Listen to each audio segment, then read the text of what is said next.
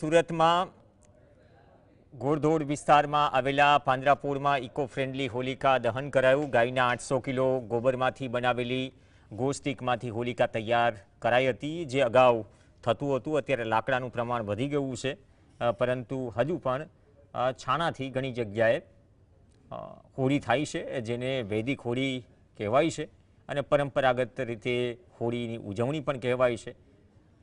આમાં એક પણ લાકડાનો ઉપયોગ કરવામાં ન આવ્યો, માત્ર છાણ અને ગોસ્ટિકમાંથી વિશાળ હોળી તૈયાર કરાઈ। આયોજકોએ હોલિકા દહન સાથે પર્યાવરણલક્ષી સંદેશ પણ આપ્યો।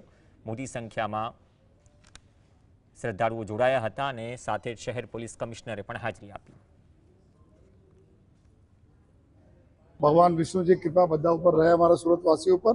અને જે રીતે આજે જો જેટલા બી બુરાઈઓ હતી, બુરાઈ પર अच्छाई જીતનો જો આજના તહેવાર છે, તો આ જ રીતે જો બધા બુરાઈઓના દહન થાય, તમામ બુરાઈઓ નીકળી જાય અને अच्छाઈઓનો વિજય થાય જોઈએ, એવી બધાને હું સુરત શહેર પોલીસ પરિવાર વતી બધા અમારા સુરત નગરજનોને ખૂબ ખૂબ શુભેચ્છા।